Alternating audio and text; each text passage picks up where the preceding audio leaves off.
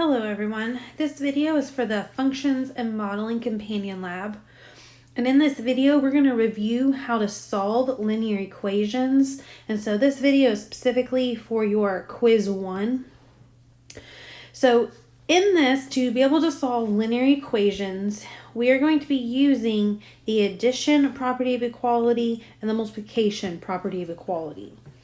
And what this says is if you add something to one side of the equation, then to keep that equation balanced, you have to add something to the other side as well. So for example, if we have something like 2 equals 2, well, if I add 1 to the left side, how do I keep this equation balanced? I have to add 1 to the other side. And so once I add 1 to both sides, now that equation remains true. The same thing happens whenever you subtract. You have to subtract something from both sides. This is the same for multiplication. They're multiplying c to both sides, or division, they're dividing c by both sides. So the main thing about either your addition property of equality or your multiplication property of equality is that you are doing the same thing to both sides of that equal sign. So here are your steps for solving equations. Your first step is, if there are parentheses, use the distributive property. Step 2 is going to be combined any like terms on each side of the equation.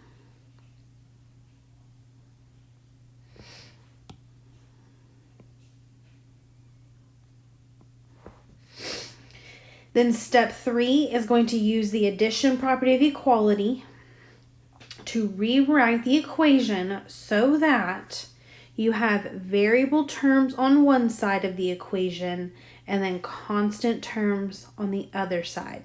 So what that means is if you have something like 4x plus 10 equals 2, you've got your variable term on one side here, but then you have a constant on both sides of the equation. So what you're wanting is something like 4x equals negative 8, where you have variable on one side and then constant on the other side.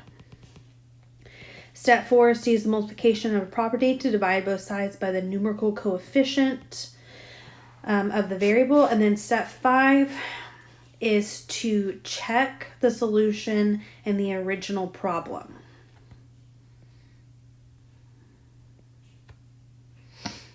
Okay, and then this is optional.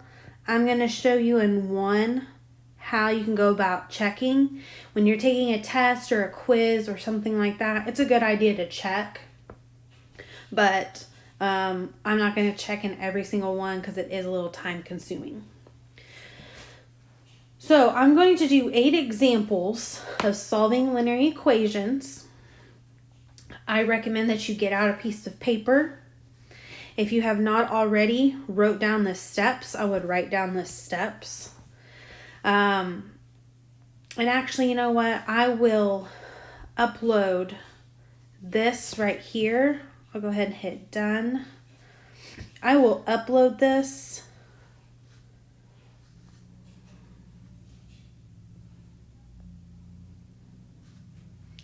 into your Moodle. And so you will have all of this information just the way it is here. And then you can print it out. And then once you're done printing that out, I would just follow along with me for the rest of the video. Okay, so we're going to do 8 examples, and little hint, your quiz also has 8 problems. So they're going to be very similar. A little bit more incentive for you to print this out and copy this down with me. Our first example, I have 4x minus 5 equals 11.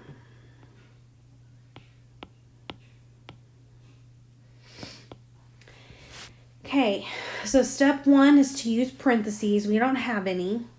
Step 2 is to combine the like terms on each side. Well, on this side here, we have two terms, but they're unlike terms. One has an x and one does not, so we're not going to combine those like terms. And then on this side, you already only have one term. Step 3 is to use the addition property to get the variable terms on one side and the constant terms on the other side. So you already have your variable term on one side, so that means I need to get my constant over to the other side. So the opposite, you're always doing the opposite operation. The opposite of minus 5 is to add 5. And what I do to one side of this equation, I also need to do to the other side.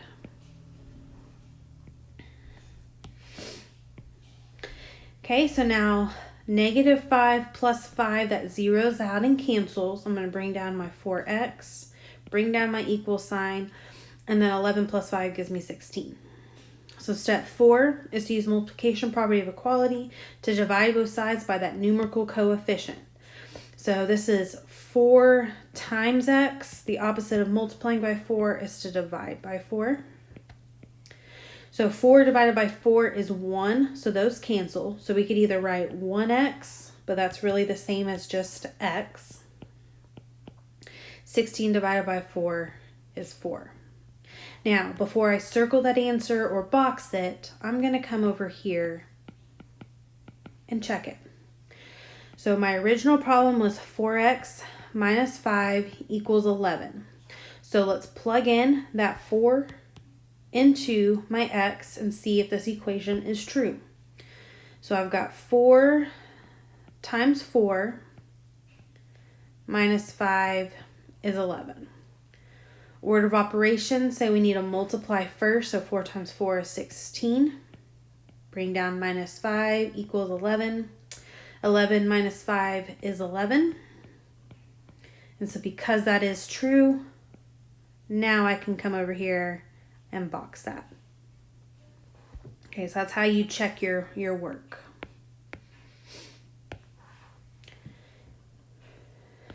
All right, example 2. We've got 3 minus 2x equals negative 13. So same thing, we don't have parentheses, and I can't combine anything because these are unlike terms, and this term's over here all by itself. So I'm starting at step 3. I need to get my constant to one side and my variable to the other. So I already have my variable to one side, so that means I need to get my constant to the right. So this is a positive 3. The opposite of positive 3 is a negative 3. So I'm going to subtract. And what I do to one side of this equation, I'm doing to the other. So these cancel. I'm bringing down that negative. Don't forget the negative. Negative 2x equals negative 13 minus 3 gives me negative 16. Step 4, divide both sides by that numerical coefficient. So I'll divide both sides by negative 2. Negative 2 divided by negative 2 is 1, so that cancels. So 1x, or just x, equals negative 16 divided by 2 is 8.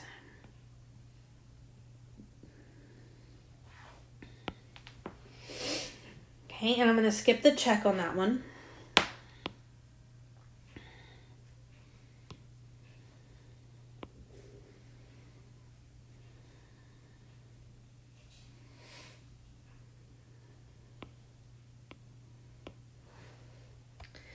Okay, example 3.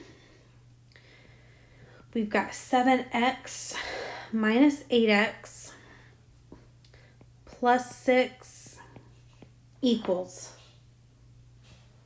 6. Okay. So step 1, to use distributive property, but I don't have any parentheses. Step 2 is to combine like terms on each side. So now I have 3 terms on this side, and can I combine any of those? Hopefully you say your answer is yes. So we can combine my two x terms here. So 7x minus 8x is negative 1x, or just negative x. Bring everything else down. So we've got plus 6 equals 6. So we've combined everything we could. So now let's get the variable term to one side and your constant to the other. Well, here my variable is by itself, right? There's no variable over here. So that means I need to get this 6 over to the other side. So the opposite of plus 6 is a minus 6. And what I do to one side, I'm also doing to the other.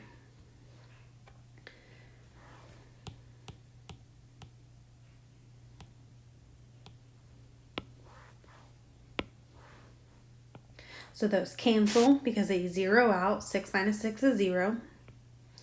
And I am left with negative x equals 0. Don't stop here. I did not want to solve for a negative x. I wanted to solve for a positive one. So that numerical coefficient is a negative 1, right? That's negative 1x. We'll divide both sides by negative 1. 0 divided by anything is 0.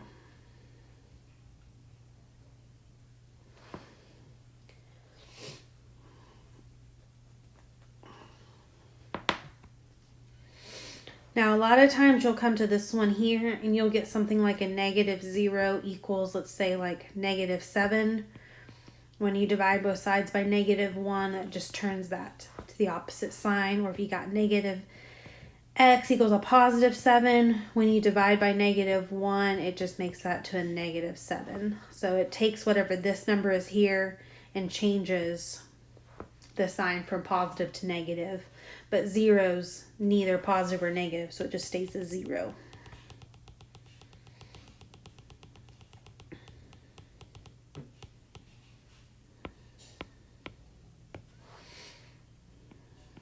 Okay, example 4.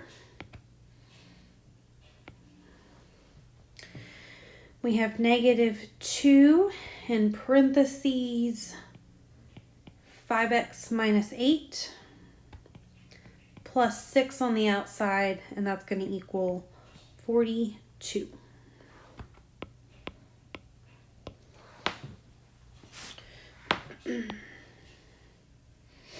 Okay, so for the first time now, step 1 comes into play. We have parentheses, so we need to distribute.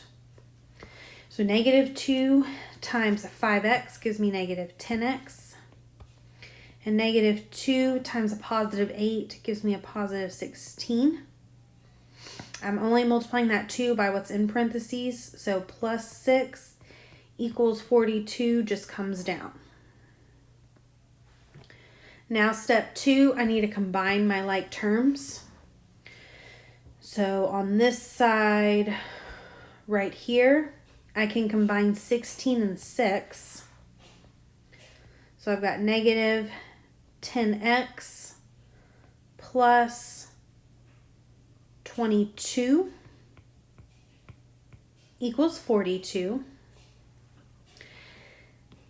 Step 3, use your addition property of equality to get your variable term on one side and the constant to the other.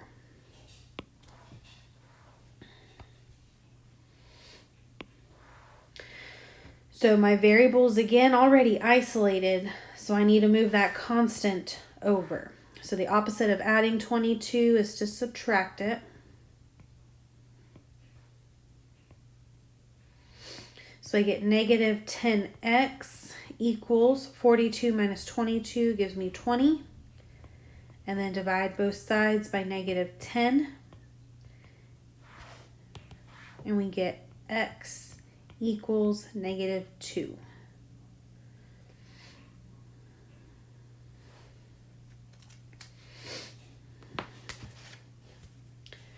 Okay, I'm going to have to scroll down now, and so I'm not going to be able to see these steps anymore. So hopefully you've printed this out, and if you need to look back and refer to it, you can.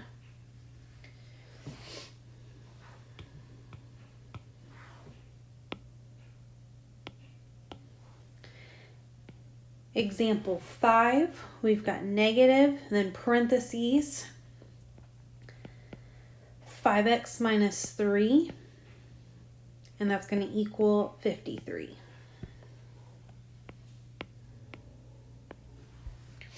All right, this negative on the outside needs to be distributive, so we need to go to step 1. This negative is the same as a negative 1, so distribute that negative or negative 1 to everything inside those parentheses. So negative times 5x is negative 5x, and negative times a negative 3 is a positive 3.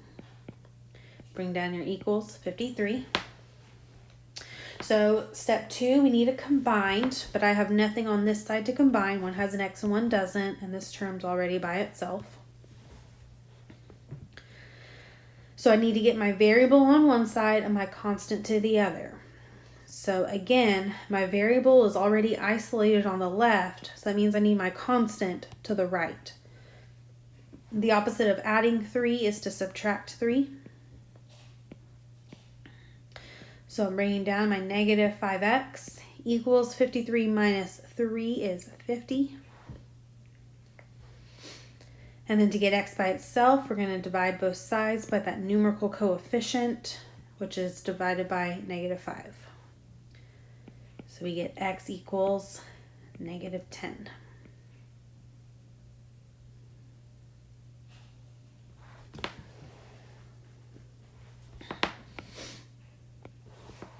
Okay, and this one's a really easy one to check as well, right? I'll do this one as a check.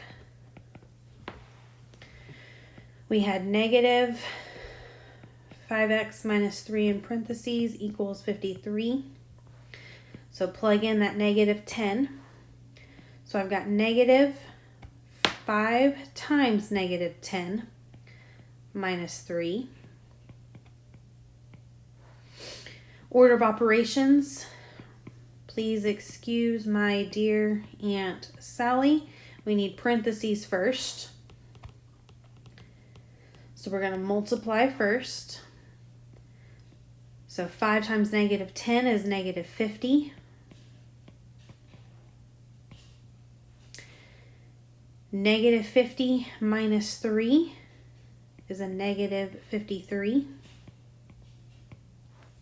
And then negative times negative is a positive. So we get 53 equals 53. So these aren't too bad to check at all.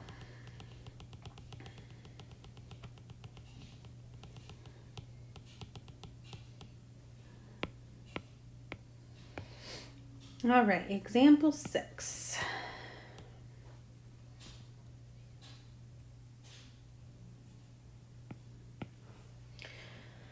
We have 11x plus 8 equals 7x.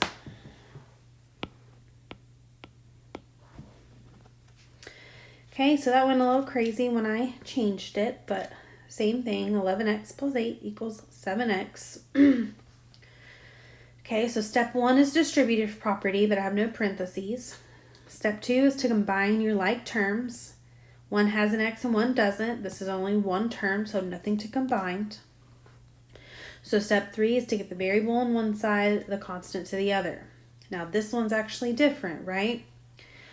On this one, I have my constant isolated to the left. So that means I need to get my variable over here to the right. Okay, this is the first time that this has happened. So how do you move that 11x over? You move it just the way you would with a constant. The opposite of a positive 11x is to subtract 11x. So your 8 comes down, and you've got 7x minus 11x is going to give you a negative 4x.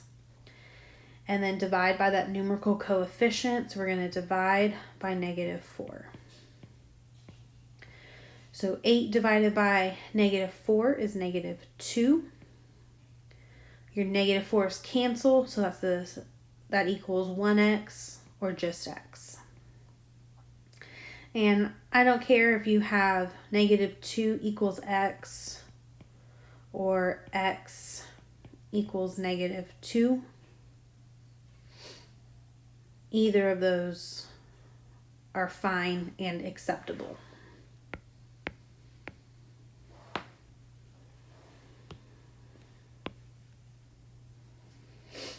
Okay, pause this video if you need to, because I'm going to scroll down to that last page.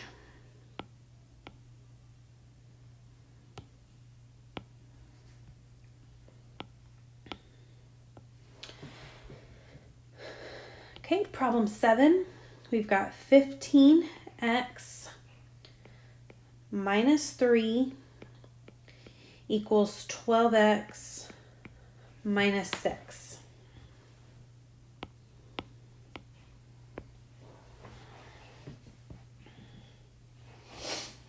All right, so step 1 is to use distributive property, but we don't have any parentheses. Step 2 is to combine like terms. On this one, we have one with an x and one without, so those can't be combined. And the same thing on this side, one with an x, one without, so again, no like terms to combine. Now this time, step 3 says to get your variable on one side, your constant on the other.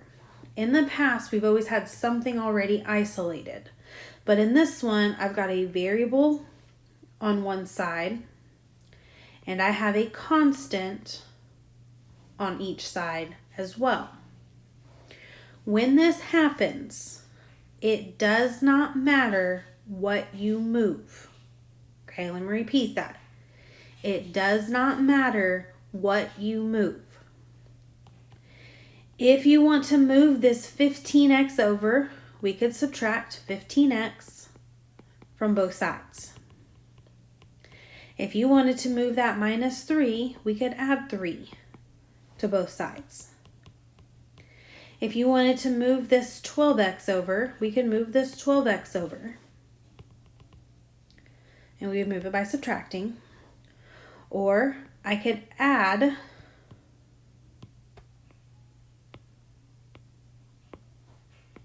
or I could add 6 over to both sides. Any 4 of those options are acceptable options. Now, typically what we do is we like to have your variable on the left, and we want that to equal a constant. And the only reason for that is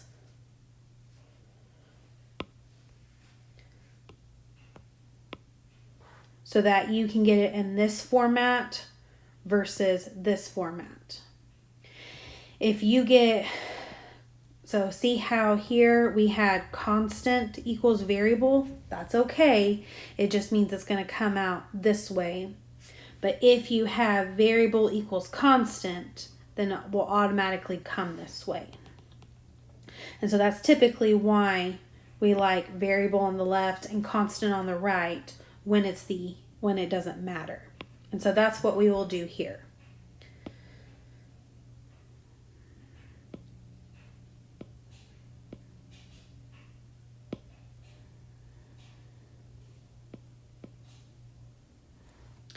So to get my variable on the left, I need to move that constant from the right.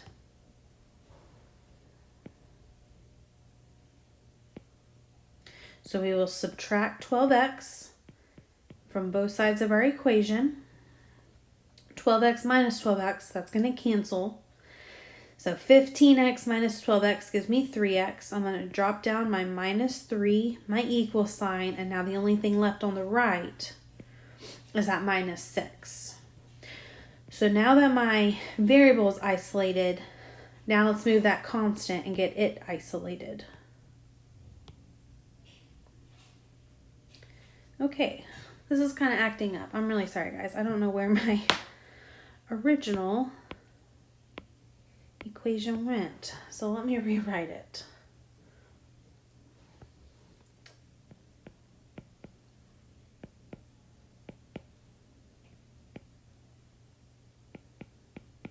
Okay, so it's being a little weird. Okay, so to move And now I can't erase that. Okay.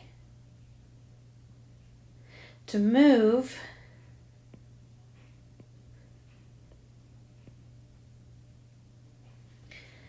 that 3, that negative 3 over, we're going to add that to both sides. So I've got 3x equals negative 3. And so both this step here and this step was step 3, getting your variable and your constant both to one sides of the equation. So now step 4, divide both sides by 3, and we get x equals negative 1.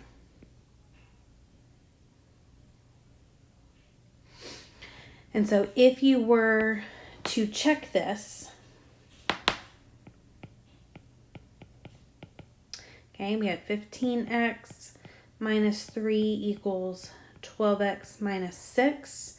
You are plugging this negative 1 into both of those x's. So I've got 15 times negative 1 minus 3 equals 12 times negative 1 minus 6. I'm going to simplify just this side first. So 15 times negative 1 is negative 15 minus 3. Negative 15 minus 3 is negative 18. So let's see if that equals the same on the other side. 12 times negative 1 is negative 12. Negative 12 minus 6 is negative 18. So that does check out. So when you're checking these and you have multiple variables, you're plugging that into both variables.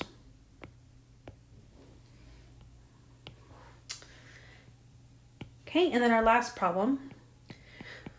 4x minus 11x plus 3 times x minus 4 equals 12. Okay, so this is definitely our longest problem. And it's going to have each step in here. They aren't hard steps though, just go in order. Step 1, if you have parentheses, use distributive property. And we do have parentheses. So we'll distribute that 3 to both x and negative 4. So 4x minus 11x comes down. 3 times x is 3x. And 3 times a negative 4 is negative 12. Bring down your equals and your negative 2. Step 2 is to combine any like terms. So on this side here, we can combine everything here that has an x.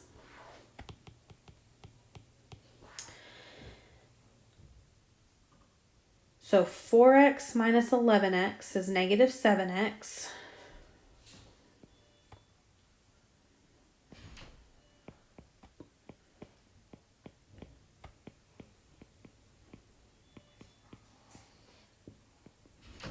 And then negative 7x plus 3x is going to give me negative 4x. And then bring down your minus 12 and then equals 12. If you can do this step all the way to this one here, you don't need to take 2 steps to do that. Okay, step 3 is to get your constant on one side and your variable on the other side. Well, I have my variable on one side, so that means I need my constant to the other side. So the opposite of a minus 12 is a plus 12. My negative 4x comes down.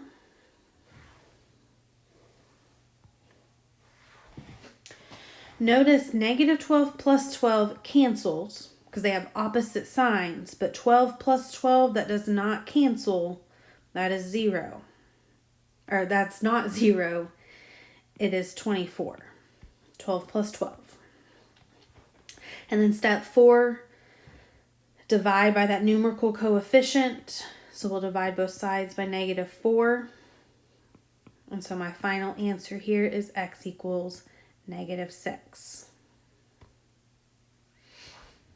Okay, I'm out of room really to check this, but if we were to check it,